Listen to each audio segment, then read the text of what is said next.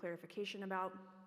But I want to start with a little bit of basic history about Israel-Palestine, kind of how we've gotten to the place we find ourselves today, but spend more time on what we can do now. Where are some areas that you can join, depending on your interests and your capacity for things. So if you've been at one of the talks that I've already done, this will be a little bit of a repeat for some of you, but repetition is good with education too. One of the things that it's important to clarify also about this whole situation is that it gets misconstrued often as an issue of religion. And religion comes into play in anything, in any social movement, and any social decision, but that's not what's at the root of the conflict here. It's not just that we can't get along because we're from different faiths. There are quite a few people who get along very well, who are working against the current situation and against the way Palestinians have been treated for the last 76 years. So I want to be sure we frame this with what is really at the root of the issue, and that's settler colonialism. And we know from our own history here in the U.S., we can look at this map and know that as our country spread, as the states came into existence, those weren't empty lands with no one there. Validly so, there were people escaping persecution in Europe. Some of my own ancestors have been here hundreds of years, and we needed a place to live too. But instead of coming and really joining the community here, we decided we were better than them and replaced them. And that progression of land loss that we can see we've ended up with today has worked very similarly in Israel-Palestine. The state of Israel, the concept of it was sold to the Western world in particular, but internationally, as a land without a people for a people without a land. Meaning the Jewish people, after they had experienced the Holocaust, after World War II had ended, they were a people that had no land that was safe for them, and they needed a land to go to, which is valid. We need to also be honest about the centuries of anti-Semitism that led to that happening in the first place. But the solution to that was not going and taking someone else's land, because there were already people there. There were already Palestinian Jews there. As long as Judaism has existed, as long as Christianity has existed, and as long as Islam has existed, all of those people have been in this same land. So it's not to say that there weren't any Jewish people there. There were indigenous Jewish people to the land that we now know as Israel and Palestine. And they were part of the community. Again, they'd been there for hundreds, possibly thousands of years, some of their families. And instead of European Jews moving in and they needed a refuge, a lot of people who created the state of Israel had lost their entire families in the Holocaust. They were coming to this land with no one, as a lot of them young adults, to start something brand new because they had nothing to go back to and no families to hold them in Europe. But instead of becoming part of the culture of the people that were already there, who have taken in folks for hundreds of years also when they've needed refuge, they've become part of the community, this project became a replacement project. Again, this is settler colonialism. It means we're going to come in and settle, but we're going to get rid of the people that were there first. So the maps that we see up here are how things were before World War II. You can see that there were some Jewish settlements already in the white area. The UN plan that's there with Jerusalem as the little yellow dot is a plan that never happened, but this was the original idea, that the land would be divided almost 50-50 between an Israeli state and a Palestinian state. And Jerusalem would be under UN administration. It would be a neutral capital city for both peoples. That plan never happened. The split that ended up happening was a lot more lopsided in terms of the land. So the little strip of land that's over there by the ocean is Gaza, and that kind of kidney-shaped one is the West Bank. So over the years from the creation of Israel in 1948 up to today, this map ends in 2005. So some of these areas are even smaller, the green kind of Swiss cheese areas of the West Bank today. The different parts of the West Bank have been either made off limits to Palestinians or have been taken over by Israeli settlements, Israeli-only settler roads to connect those settlements and to connect them to the larger cities that they want to travel to in the rest of Israel. So what the Palestinians are left with is this isolated part of Gaza and then these isolated kind of enclaves within the West Bank. So at any point, all of those little parts of the West Bank can be shut off from each other. So even, we'll get into some more details in a minute, but if the president of Palestine, if the president of the Palestinian Authority is up in Ramallah in the northern West Bank and wants to come down to Bethlehem for a meeting, if the 18, 19-year-old soldier at the checkpoint decides that the checkpoint is closed or gets orders to close the checkpoint, the president is not going anywhere. So I want to highlight that as we look at this conflict sometimes, or it gets told to us as if these are two equal sides. There are Israelis and Palestinians. They're two equally funded and resourced groups, and they're just in conflict. In reality, this is a people who are occupied by a much more well-funded, militarized empire, while Palestinians are not allowed to have a military, have none of that kind of support, and have this little control, even being in that high of an elected office. So, again, the Zionist project of creating the State of Israel sold this to the world as if Palestine wasn't a thing. And there's been a project of intentional erasure over the years, which is part of why you'll hear, most of what you'll hear tonight is explaining the reality for Palestinians, because it has been on purpose kept from general knowledge. And that's part of the plan and part of how the State of Israel can prosper. If Palestinians are not a real people, if their history is erased and not real, then we don't have to consider them as equal players at the table for bargaining, for figuring out a solution. They have no claim to the land. They were just, well, maybe they happened to be there, but there's money that says Palestine. There was the Bank of Palestine.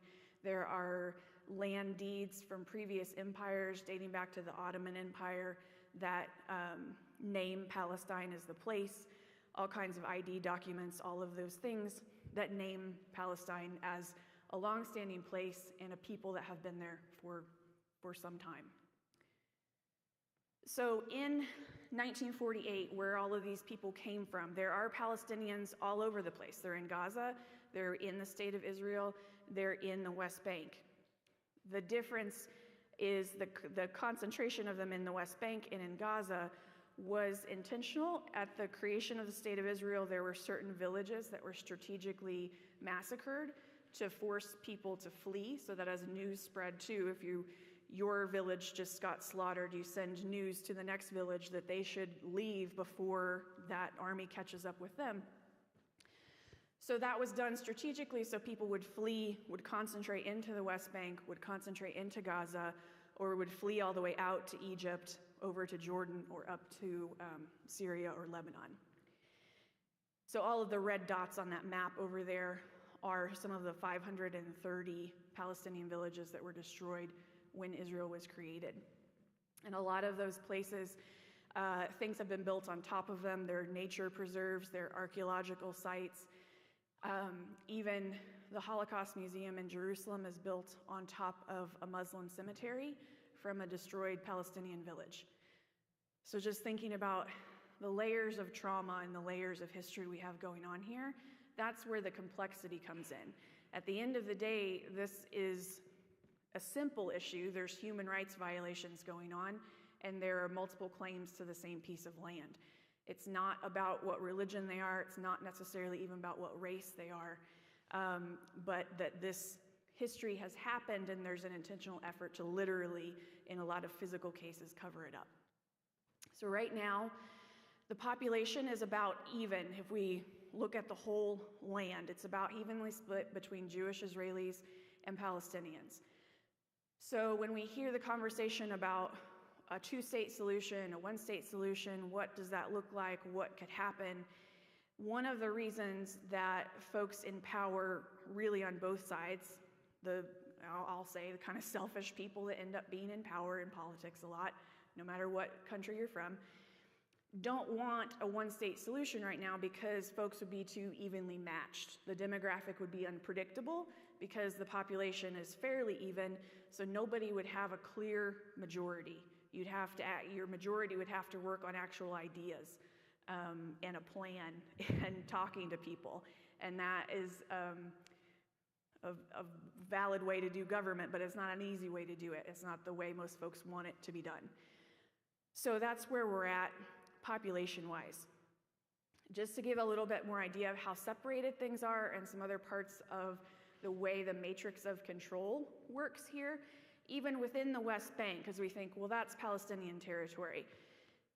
Most of it is not. It is divided into 3 areas, A, B, and C. Area A is only 18% of the West Bank. That's the only area that is totally Palestinian controlled. Now, I say totally Palestinian controlled, but still the folks there are under Israeli military law.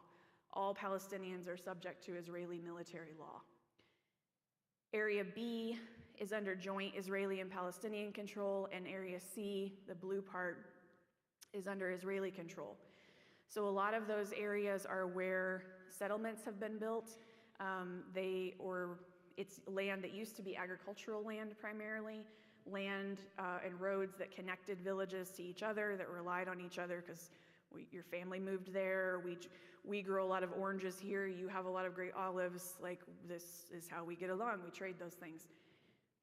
They've strategically broken up the West Bank so that all of those parts of life, every little thing from going to your grandma's birthday party to picking a school to go to getting to work on time, are completely unpredictable and could be stopped or changed at any time.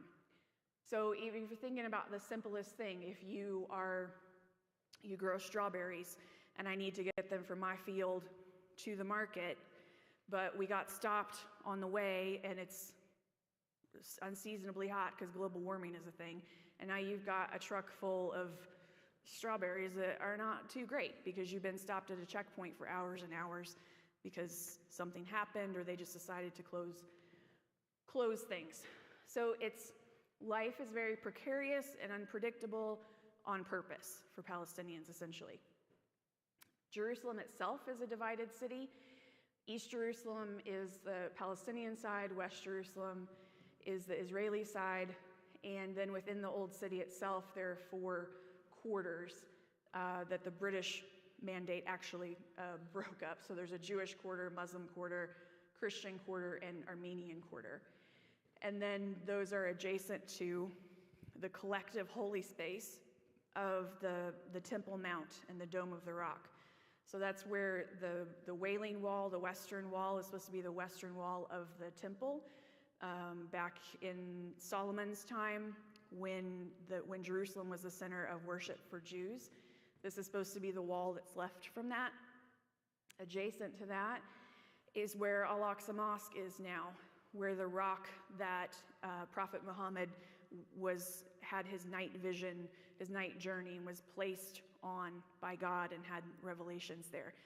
So it's a very holy site for those two people, and as Christians, we're kind of in there too. We're all cousins in that faith way, but there are other holy sites that are more important to Christians that are near here as well. So it's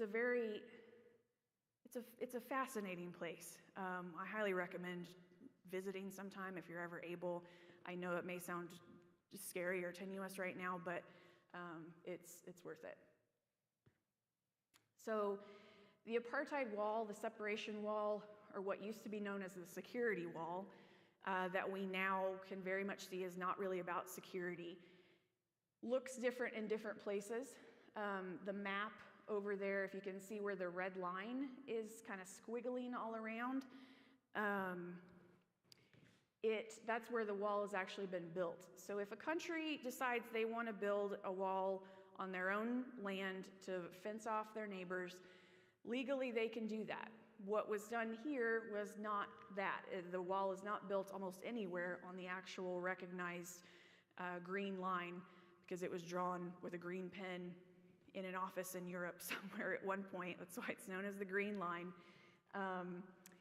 is where the internationally recognized border is, and the wall is nowhere near there. And there are areas where it surrounds villages on 3 sides. There are even some areas where it surrounds one house. They have their own checkpoint to get to their house. They have, in a funny way, they have their own private security guards to get into their house. There are soldiers that can decide when and they can leave and not.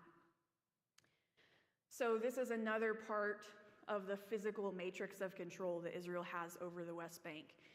And there are international laws that dictate how an occupying power is supposed to treat the people they're occupying. So part of the conversation of switching our language to apartheid is recognizing that this isn't just an occupation anymore. You can't argue it's an occupation if they're building this infrastructure. Israel has settled their own people in this land. That's illegal for the official laws of occupying somebody.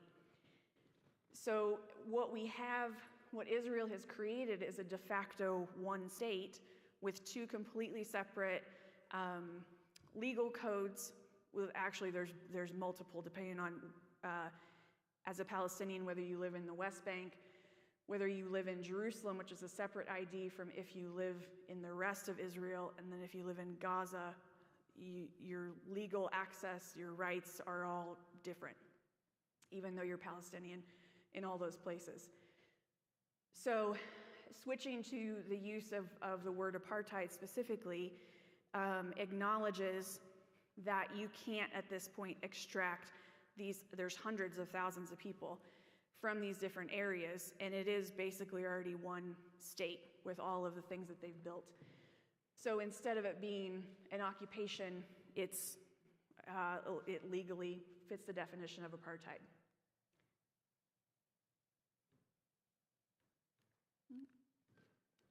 There we go. So as I said, the wall in some places looks different.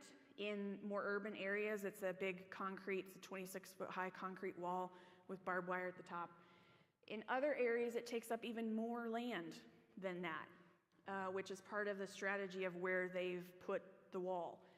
You can see over on the far left of the picture, there's a shorter fence, and then there's a ditch there, and then all of this is closed off ground. And so you get over to the next darker fence with the dirt on the other side. All of that is monitored and electrified. The dirt is also monitored. They sweep that to be able to see if there are footprints ever across it.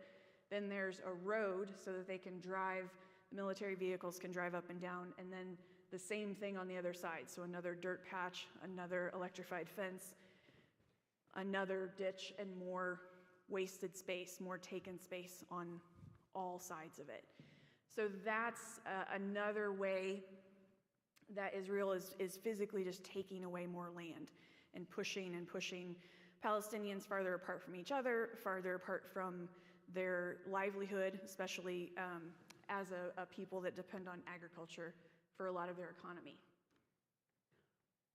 So right now, everything is shut down. I just got back, I've been back about 2 weeks now, I think.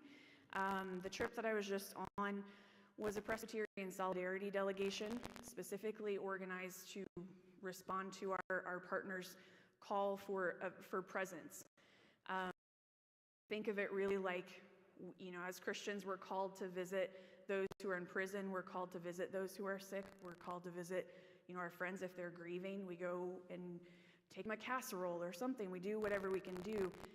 This is essentially an international version of this. This is a picture of the Waldorf Hotel, if you're familiar with Banksy and his graffiti street art work around the world. He has done quite a bit of work there, but in the last few has started a whole hotel that is all the rooms and everything, like the whole thing is an artist's statement. It's a pretty interesting thing. But even that's closed down. The places that we stayed, guest houses had to open our group. Things have been that shut down since the fall, since October. So no matter what job you have at this point, even if you're not working directly in tourism, the economy in the West Bank is almost shut down. I was talking to a shop owner, a restaurant owner, and he said that this makes COVID look like a vacation for how challenging this is.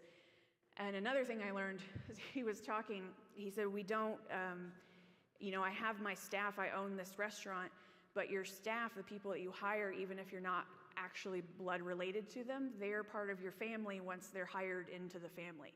So you cannot lay those people off. It's your responsibility as the person who hired them to make sure they have a livelihood. So when people are out of work, everybody takes a pay cut so that you spread around what you've got. So even if you're an owner of something at this point, you're going to be making the same as the person you've got essentially waiting tables, because there's basically nothing to go around. So more of the matrix of control that Israel has going on in the West Bank. There are roads that have been built specifically for Israeli settlers to get from settlement to settlement, or to get to Jerusalem or the other coastal cities easily, that Palestinians who live in the West Bank are not allowed to use. So there are different license plates. The one on the bottom, the yellow one, is an Israeli plate. So if you have that plate, there are some Palestinians who are able to get them depending on your status or your job sometimes. But essentially, your license plate distinguishes which road you're legally allowed to use.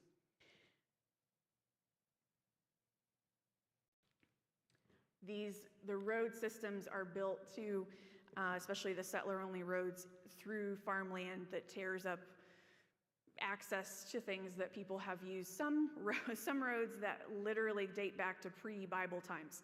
People have used the same tracks to get to some of the same cities because they've been in this Fertile Crescent area for thousands of years. This, in the last 70, 60 years, whenever they built some of those settlements, is the first time in thousands of years that those roads have been interrupted. So just the occupation, all this infrastructure, I think we focus, which we rightly should, on what it does to human life also, but if we remember all the other parts of creation that we're supposed to be caring for, this infrastructure has caused hundreds of species already to go extinct. It's contributing exponentially to global warming and all of those other environmental factors. It's changing how the water runs, how erosion works. All of those things are being affected by this. So on all these roads and off of them, there are checkpoints everywhere. There's over 600, I think it was 645 before October, and there are more now. There are also flying checkpoints that can be set up on any road at any time, and again, making life just totally unpredictable. So in different areas, they look a little different. There's ones that you drive through, there's ones that you walk through. There are some that are a little more entrenched, and there are some, as you can see, the soldiers are standing next to a cement block. There are just big cement blocks. You just have to know what you're looking at to know that you've crossed, for example, from area A into area B or into area C. That's all that denotes it in some places. So kids going to school, anybody going to work, doctor, see your friend, anything, checkpoints and soldiers are a daily part of your life. So to switch to Gaza a little bit, this has been a very different case for a number of years. Gaza has been under total siege for 17 years, and it was not great before that. So the lines that you can see kind of coming out this way, those are going out into the ocean. Even ocean access is restricted. So around the edges of Gaza, part of why I wanted to make sure you saw the different types of wall, there is a security barrier, and it's one of those very, very large ones that has lost acres and acres and acres and miles of farmland around it as a buffer zone. And so that goes all the way around the outside of Gaza, but then on the ocean side, there are Israeli military boats that will fire on anybody that gets too far out. So even fishing is restricted, and as they have, if you know anything about ocean fishing, you've got to go farther out to get the larger fish, to get numbers of them so you don't overfish a population, so that you don't mess up the number of them. They can't get to those anymore, so they can only get to the tiniest fish that are close to the shore, again, throwing off the whole ecosystem, really. Gaza is also, just to describe how intense the siege has been, there is a practice that Israel did the math. These are all public plans that you can look up more about if you're interested. And they counted the number of calories allowed into Gaza so that they could make sure that they didn't have an all-out famine and didn't cause too much, didn't draw too much public attention. But the strategy was to put Gazans on a diet. And that's been going on for over a decade now. So as we come up to the current situation that we've seen start this last year and into this year, this was already a population that did not have a lot of resources. I don't want to say that in like that they had nothing, because there are absolutely beautiful places in Gaza. There are universities full of archaeological records. There are archaeological sites. Some of the oldest churches in the world are there. All of these things, a lot of these things have been destroyed. There are theaters. There is vibrant music scene there. So concert halls, all of these things they did have, because they've built or rebuilt from not much. But most of these things have been destroyed now. If you are a teenager now in Gaza, if you were born 16 years ago, you have already lived through 6 major assaults. So I say major assaults because these are the ones where at least a few hundred or a few thousand people are killed. There are others in between that don't even register for us. So I was there just a couple of weeks ago, but my last trip was last May, and Israel was bombing Gaza then as well. We were going over because we were visiting very near there, what to do when the air raid sirens went off, because Hamas was firing rockets into Israel as well. So that one didn't even register. Like, I was there, and my family and people were trying to follow the news, like, oh, what's going on? Marietta's there. They didn't even have any idea that that was happening, and a dozen or so people, I think, were killed then. So it's these major assaults that you've lived through, but this is daily, or could be daily, monthly, repetitive uncertainty. Again, the PTSD is not really even a thing because it's not post. You can't, doctors are not able to treat the stressed conditions, the intense anxiety and the trauma that people have experienced, because it doesn't end. There's no end to it, especially now. So we think long term of what this is doing, and we think long term of the logic right now that we're being told of obliterating Gaza is to get rid of Hamas, to make no threats and keep Israel safe. But in doing that, they've already got multiple generations now of people who have buried their parents, buried their siblings, buried their classmates, have the lucky ones are still alive through this.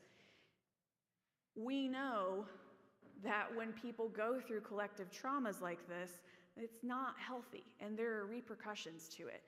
So these actions, this belief that somehow we're going to bomb our way into safety doesn't work, especially if you're going to look at it through a sociological and psychological lens. That's just not how our human brains are going to function.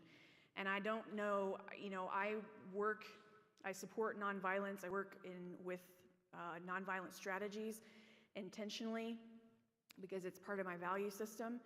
But I also can look at this and say, I can see how I cannot expect a child who's grown up only knowing uncertainty and war and death and trauma to grow up and be a healthy, well-adjusted adult that wouldn't feel violent rage towards the entity that had done that to them. We can look back. I mean, if we look back at the trauma of the Holocaust, part of what we need to be real about in supporting our Jewish siblings is that they have extensive trauma that we've not acknowledged, and the world let them down for the Holocaust to ever happen. For any of the pogroms, any of that happened before the Holocaust, that was our collective fault. A lot of us weren't alive then, but we've inherited that. And when we have not acknowledged that, we've let that cycle of abuse now play out on a new population. And I can't see any way where if we just let this go on, we're not going to, if we collectively alive right now don't pay for this in some way, the next generations are, because this isn't going to go away anytime soon. So again, even before October, 97% of Gaza's water was contaminated, was undrinkable. People have been dealing with these conditions, again, lack of regular food or good food, lack of clean water, which has led to several generations of people being generally malnourished. So now seeing the new conditions of people, children especially, already starving to death, we need to remember that a lot of these people already had health conditions that were caused. There are a lot of younger people, especially on kidney dialysis already because of the contaminated water they've been exposed to for their whole life already. There were a lot of people who already needed medical attention that wasn't available in Gaza that are not able to get that even, on top of all the new carnage and the new aid that's needed. So even before things were not good, they had very few resources. The graph on the right shows the disparity, and this graph's from November of last year, so that 3 liters of water a day is a joke now. I mean, that would be a dream to most people in Gaza currently. In Israel, in Israeli settlements, they have unlimited access to water. In their homes, there are swimming pools outside, there are fountains, there are all kinds of things. And then in the Palestinian villages right next door, you can tell a Palestinian village from an Israeli village, Israeli settlement in the West Bank, because the Palestinians have water tanks, black usually or silver water tanks on top of their homes, because Israel turns off the water randomly sometimes and on schedule sometimes. They just know that their water is going to be limited. So they have tanks on top of their houses to stock up on water, and that's where the water comes from. So I remember hearing back in the fall, and this is similar in Gaza as well, that the U.S. was happy because they'd gotten Israel to turn the water back on to Gaza. But turning the water back on to Gaza doesn't mean it's going to come out of your tap. So, I mean, they've destroyed all of that infrastructure now. But these are some of the things that we need the background knowledge to know how to interpret some of those headlines that we're getting. So you can turn the water back on, but that means the water went back on to a central location, and you needed to be able to haul your water tank, or the truck needed to get wherever to your house to come and drop off your water. So if all of the roads are bombed on the way and there's no fuel to drive your car, it doesn't matter if the water's back on at that location, there's still no way to get it. So even back in the fall when that was a thing, that wasn't really a thing. And before the war, they were getting 88-ish, and this is average, liters a day. The World Health Organization says the minimum for healthy basic hygiene and hydration needs is at least 100 liters. So even, again, when they had access to water in the fall, they didn't really.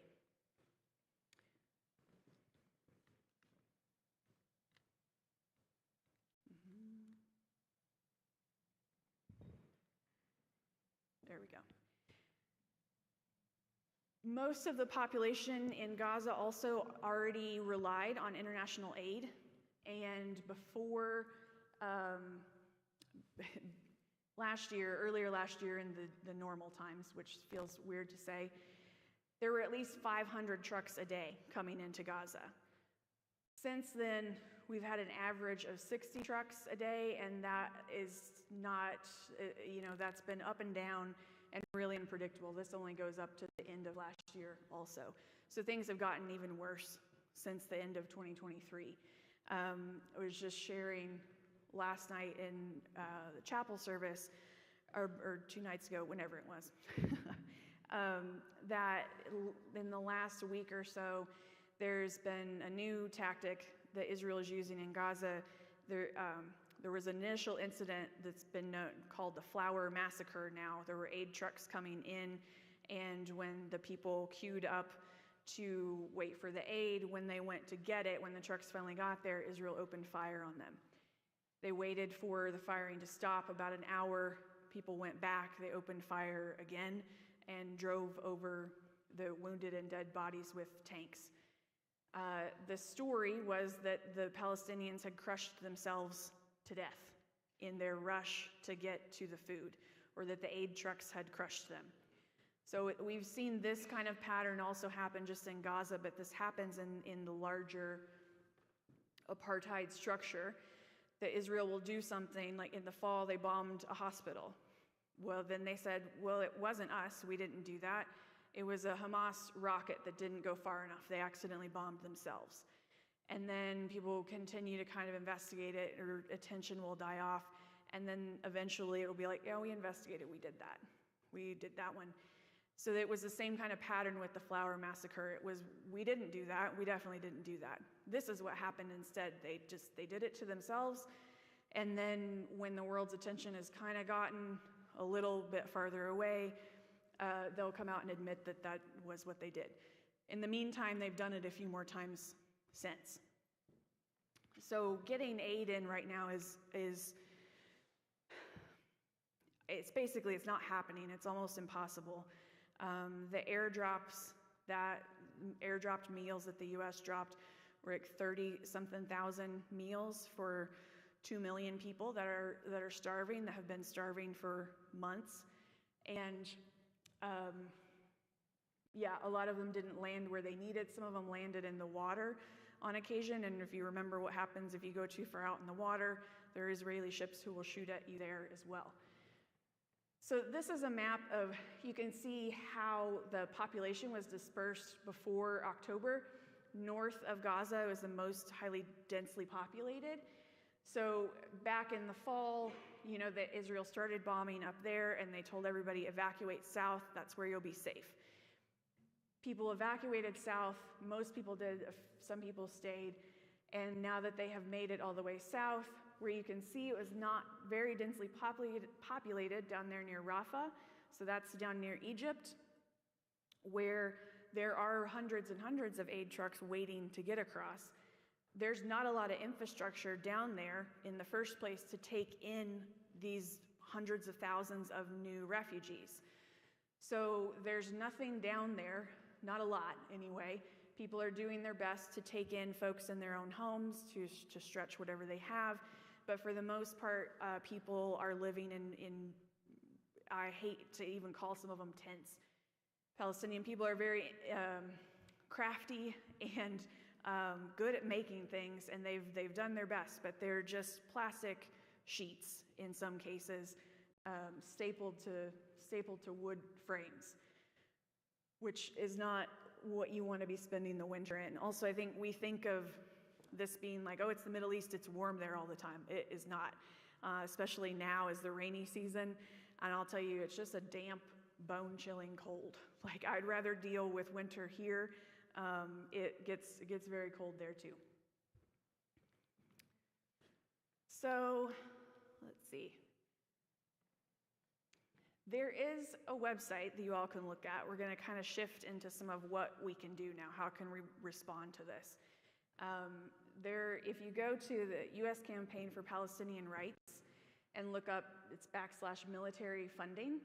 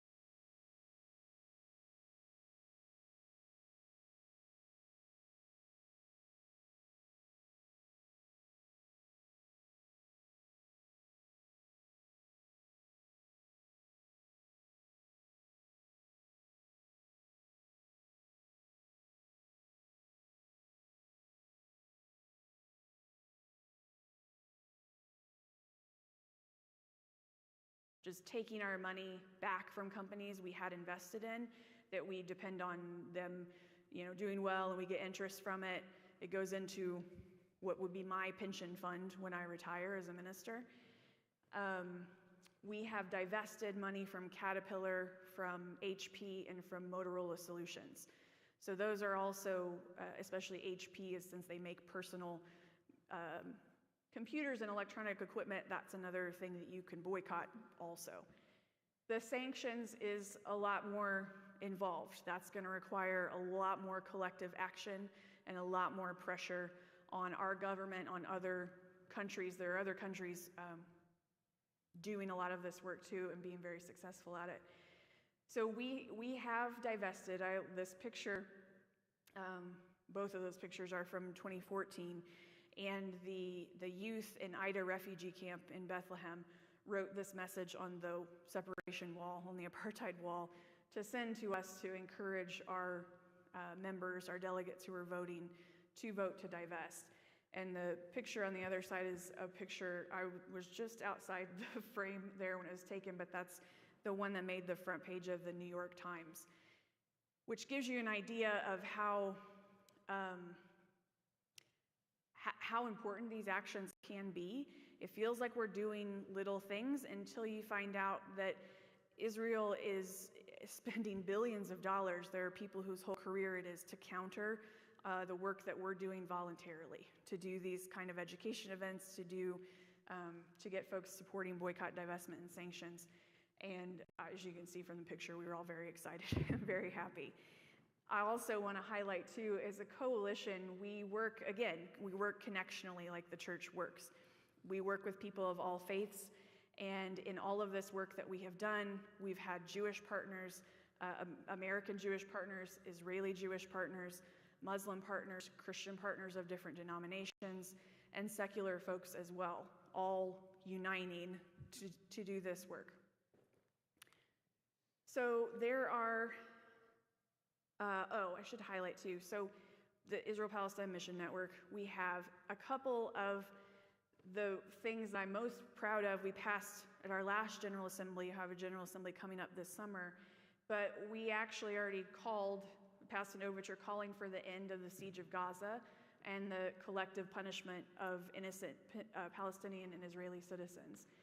So we have a lot of very good policy work, which I feel like is something maybe not the most exciting thing to talk about all the time, but for a very large and predominantly white and wealthy denomination in the US to take some of these stances, it has kicked the door open a little wider for other people. So that's part of the value of doing some of this too. It also just gives us a solid framework to work with. And I would say a way that we're supposed to live out our theology. We also passed an overture that specifically recognized that all of the things and others that I explained to you all already constitute apartheid against the Palestinian people. So boycotting specifically, we'll get into some specific companies. Part of why a boycott works, why we have targeted companies and products, is that when we focus on one, we make a greater impact financially on that one company. So it's a collective effort on this company, that one succeeds, we do more collective effort. When we get overwhelmed with too many different targets, oftentimes these kinds of pictures will go out on social media around times like this with people trying to kind of be helpful. This is not helpful, this is overwhelming.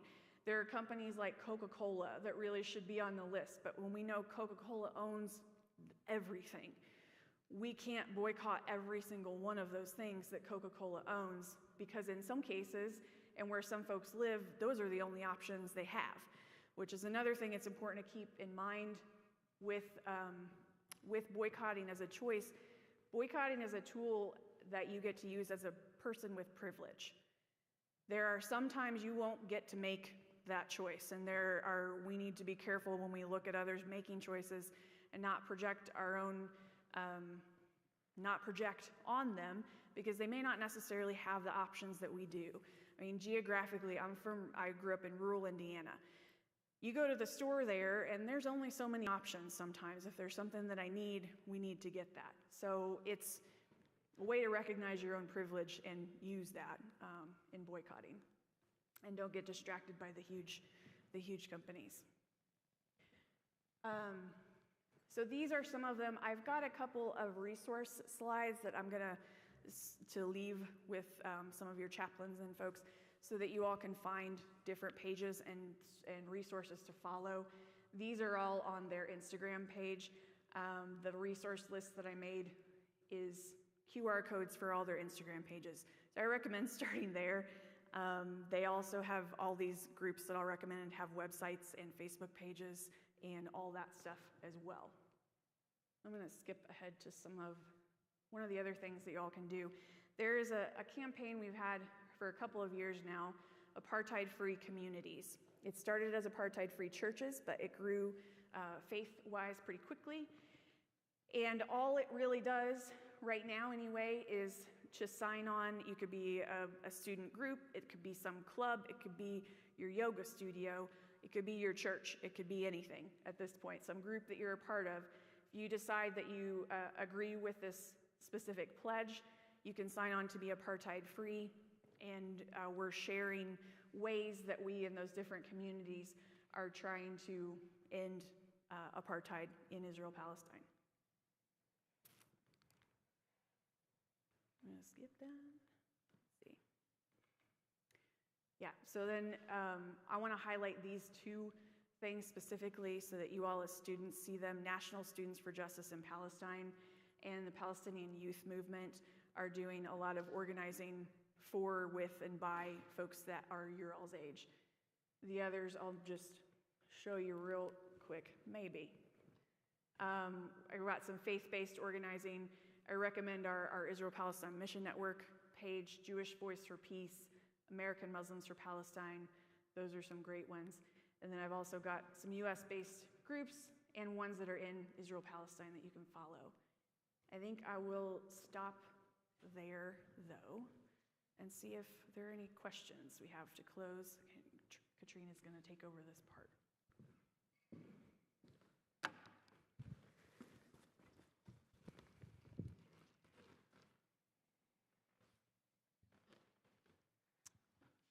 We're going to have a moment of questions, but first let's thank our speaker. Thank you, Reverend Macy, for speaking. And we've been absorbing a lot of really difficult information. So what I want you to do is look to the person sitting next to you or find someone and say one thing that you either have a question about or one thing that you would like that you just learned tonight. So just take a minute, talk amongst yourselves, and mention one thing each person.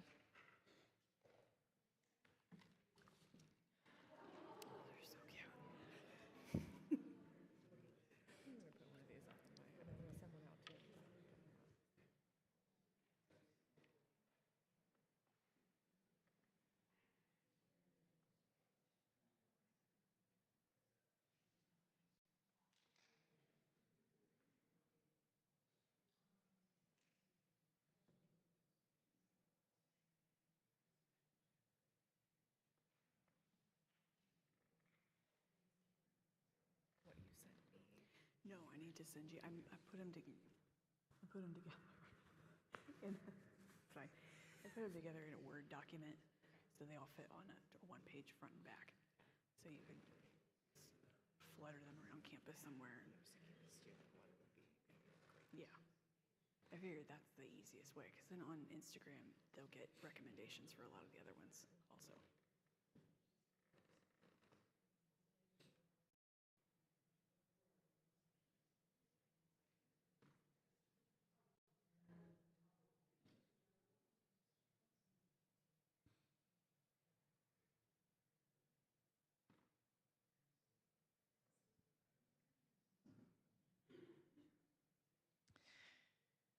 So let's wrap up and ask if there are any questions for Reverend Macy, and I'll bring around the microphone because we are live streaming, so we want to make sure that everyone can hear.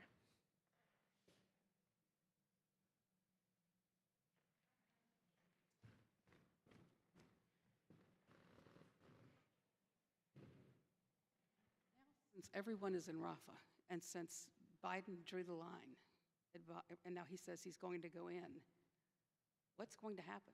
How is this not going to be an annihilation?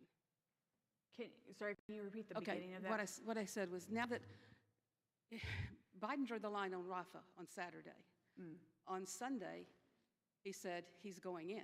He's going to attack. So now, how is this not going to be an annihilation of the Palestinians? You've got 1 million people sitting there. Is that what we're all is? Okay. Yeah. I mean, this is me just guessing, but I am very upset that I've been right about seeing what's happened so far. I remember doing presentations back in October about this and seeing that the forced movement in that direction, and hoping that none of this was going to happen, and here we are. I do think that's part of the plan, is to get rid of as many Palestinians as they can, one way or the other, whether they decide. I mean, one of the strategies through all of those things I was explaining earlier, and this is, you can all look up these strategies too, is killing through inconvenience, killing the Palestinians through inconvenience. So whether they can kill them outright, that's one method. They can make life so terrible that they'll choose to leave, or in this case, physically forcing them out. Egypt is not, I think, complying as much as Israel maybe had hoped. The plan was, and there are still talks about this, of creating a tent settlement out in the Sinai in Egypt, that all of these Palestinians, all 2 million of them, can just be Egypt's problem now. So I do think Gaza's going to get a lot worse before it gets better. And it's worse, it's so much worse than any of us can imagine. It's worse than anybody there can fully describe. That's why we can't actually imagine it. And even if folks in Gaza that are concentrated in Rafah now are not killed outright, the amount of people that are going to die from preventable diseases, from starvation, from dehydration, is going to be astronomical, and that's been part of the strategy too. We follow the official death toll, and that number is fictional at this point. We don't know. It's like something, they're saying officially around 30,000 people have been killed. That's far too small. There are thousands still missing under rubble. There are people who have injuries so severe that technically they're alive now, but their prospects are not good. There's a new acronym that doctors in Gaza are using because so many children are being left without families. It's wounded child, no surviving family. So that's how they're keeping track already. There's not a lot of hope for a lot of the people that are left in Gaza. I was talking to a friend in Palestine even a couple months ago about just about all of this. And he said, the organizing that we're doing now, the work that we're doing now, is not even to save the people in Gaza, it's to save people in a year or two. Because if we don't put some pressure on our own government right now, and on the Israeli government and other governments that are supporting this around the world, it's going to get worse, and then we're going to see this pattern play out in other places. I think Israel will eventually try this in the West Bank as well, and this playbook will be shared internationally by other countries that want to have this kind of control or get rid of populations that they have that they don't want to deal with. Gaza is already used as a weapons testing ground, and so there are companies and countries all over the world that buy weapons based on the footage and the numbers and the research that they can get from the carnage that they inflict in Gaza. So I don't see much hope for them. I think that's going to continue.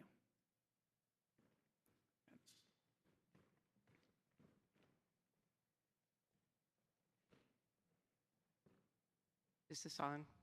Yeah. I appreciate you shifted your language at the very end of your comments from you were using often they or just simply a blanket Israel to the government, because there's 15 million people I will have my statistics wrong, but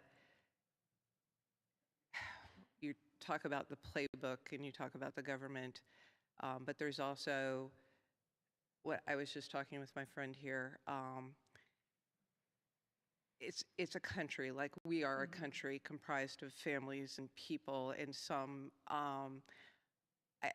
have very little voice in what's going on, and some are maybe fine with it, but their positions are becoming more and more hardened as to what is going on because they are looking around and feeling like their feelings are not being heard about, and I've been listening to what you've been talking about, and often I just hear you saying Israel like they're a whole, and like we all here may have many different opinions about what's going on in our country.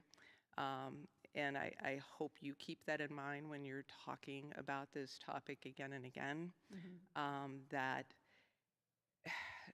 those that were killed, that kicked off this whole thing, many of them were friends with Palestinians, and that was documented, and that we need to, keep those things in mind, and that what's going on now is truly, truly horrific, and it needs to stop in any way that we can raise our voices and try to get it to stop. A month ago, 2 months ago, that would be better, but I don't have a time machine. But the more we can use our semantics carefully, this might help change that pressure on the people there, because I think we're hardening their hearts and forcing them almost to fall in with this playbook of the government. That's my 2 cents worth, because I don't see that they see another path to go other than to fall in with what's going on. Yeah, some of those people you've mentioned are colleagues of mine, or were colleagues of mine as well. Right now, it's one of the meetings that we had on the recent delegation was with a father of a current Israeli hostage. It's translated for us by a former Israeli ambassador. And it's tough. There are a lot of folks, they're demonstrating weekly, daily in Tel Aviv and other places against this bombing, of trying to, a lot of Israelis feel like, I think rightfully so, that the bombing is not going to bring their loved ones home, and it's putting them at increased risk. And there are also the majority of Israelis now, though, in polls within the country, are supporting being even harsher on Gaza. They've set up fairs with inflatable things and face painting and popcorn on the north borders to block the aid trucks from being able to get into Gaza. So this is a tragedy for Israel on so many levels. They are tearing themselves apart as a society at the seams right now. And a lot of them are, you're right, they're doubling down on being even harsher. That's the polls and the population and the leadership in Gaza is the most in Israel is the most right wing that the country has ever had. So it is important to distinguish that not everybody in Israel is supporting this, because we all have our opinions about our government, and we need to distinguish those sometimes too. But at this point, and to put this government in place over the last decade or so, it is the majority of people in Israel are supporting these actions, and even worse. It's troubling on so many levels. Thank you. Thank you for being here. My question is sort of connected to some of the comments that were just brought up, but in regards to the leadership in Israel, I know Netanyahu has been in leadership there for quite some time and seems to have held on to power quite a bit, and obviously has been leading these recent escalations. If Netanyahu was not in power, do you think that there would still be a sense of radicalization and this would still be escalating, or do you think it has become more of a power held by one sort of one party and one leadership that has truly caused this recent, flare up? Oh, good question. Yeah, unfortunately, it's not just him, and that's part of the problem. If he wasn't there, there's a good chance there's going to be somebody even more war-hungry, warmongery take his place, because as I said, a lot of his advisors, and they're speaking very openly and very publicly about these strategies and their opinions on wiping out all of Gaza, wiping out all of the Palestinians, no matter where they are in the land. That without him there, it's not an immediate solution. It's kind of uncertain as to who may be able to fill in that spot, but it would be somebody at this point with the polls in the country showing the way that they are. The people that vote, the people that would show up to that would support somebody. There seems to be a majority that would support somebody similar, if not worse, to Netanyahu.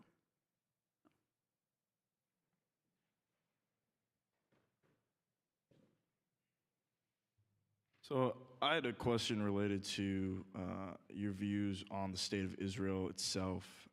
So are you completely against Israel in the sense of before 1948 borders, or just the occupied zones of 1967?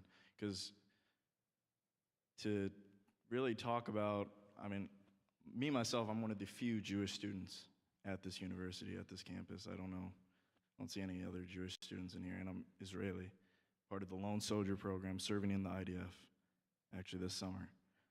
So I find it so confusing that you call, and you're so reckless with the use of genocide and Holocaust and comparing the 6 million dead to what's going on. And I will admit, I wasn't here for the first 20 minutes, but I didn't hear you speak at all about I heard you speak about the hostages, but not the dead at the Nova concert on October 7th, what sparked this whole war. And I don't know your personal feelings about Jews, but the BDS movement in itself is against all of Israel, anti-Zionist. I mean, we know the U.S. House of Reps has now classified anti-Zionism as anti-Semitism. It's the same thing. That's believing that the Jewish people don't have a right to the homeland. I'm just confused where you fall on where you see Israel in the future. Do you want Israel to continue? Do you see, just your personal views on Israel? Because I came to this discussion thinking it'd be both-sided, but I'm really confused on the one-sided issue. Yeah. Well, Israel exists, so that's what we've inherited, the people that are alive now. So we don't get to go back and change how that may or may not work. I don't see a very prosperous or hopeful future for Israel right now based on their own strategy. I don't see this making Jewish people safer in Israel or internationally. Also, I think, I'm sure we have some differences of how we would define Zionism and anti-Semitism. So I don't get to decide, especially as a white American, what the solution completely is for another country.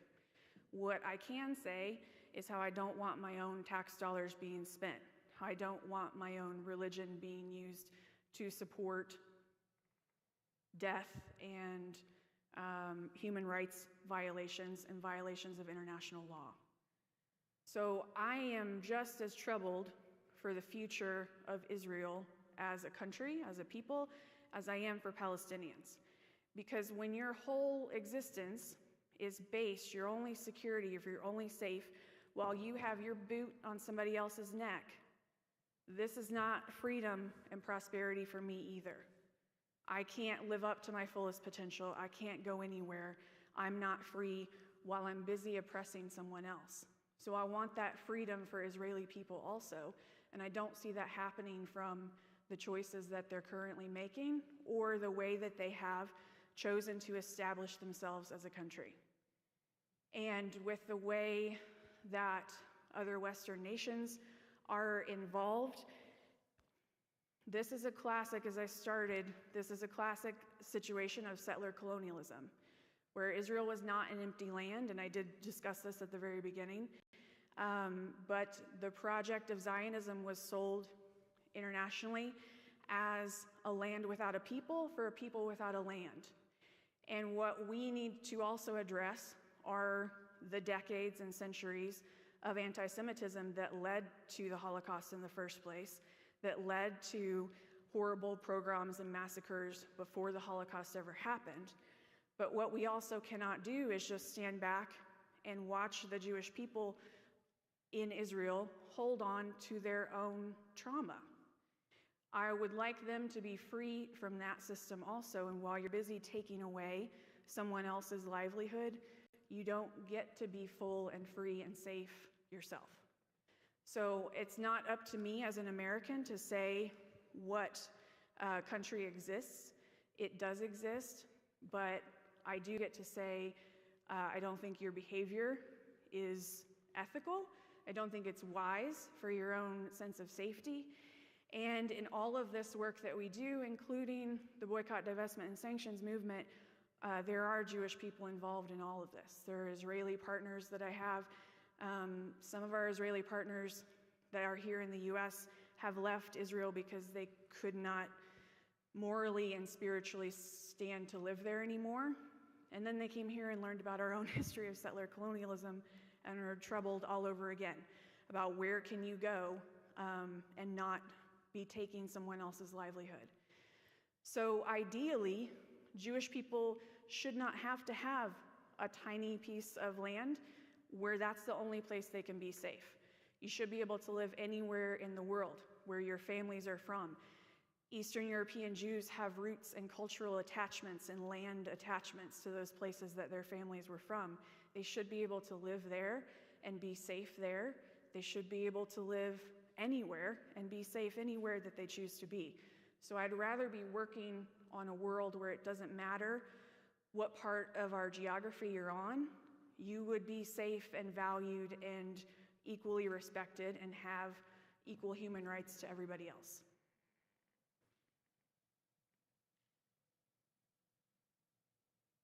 This will be our last. I liked the way that you said that.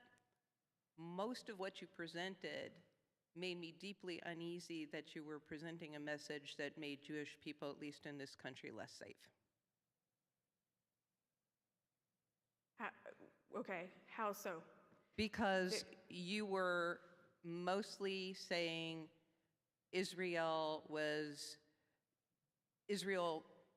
writ large was doing this, not the government, not that's the point I was trying to make earlier, that this is Israelis, which is construed as Jews. Mm-hmm. And that is what a lot of people will hear. Right. That is what I was saying to you, that semantics are very, very important. Mm-hmm. And nowhere in the messaging was I hearing anything else. Okay. And do you hear me on that? Yeah, I hear you. That I wasn't hearing anything else. I heard maybe 2 lines about you had Jewish partners and no details. Mm-hmm.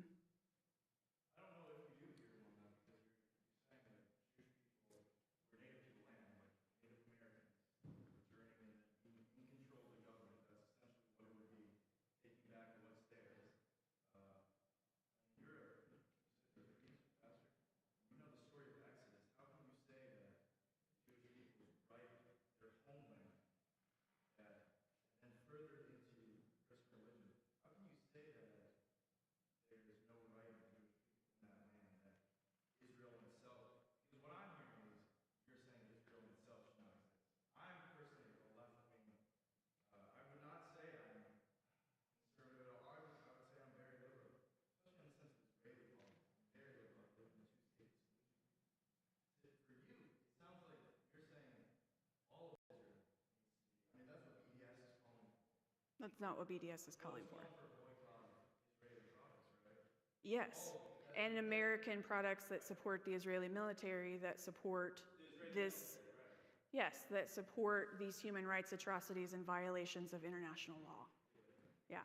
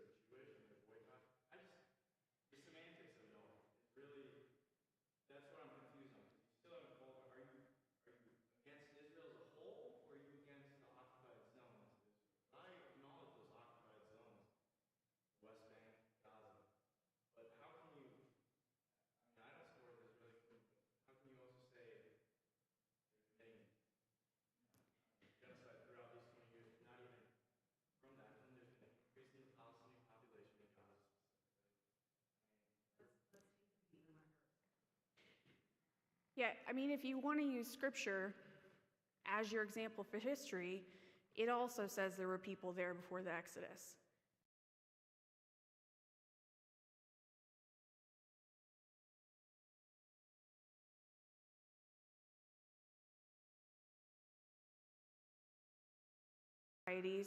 You become indigenous to the land. I don't know what year we want to decide that happened, but that is not to say that Jewish people can't live there. The beginning of the presentation, again, covered that there was Jewish land ownership before the state of Israel was created, that there are Jewish people that have lived there since Judaism existed. And they were, before the state of Israel was created, Palestinian Jews.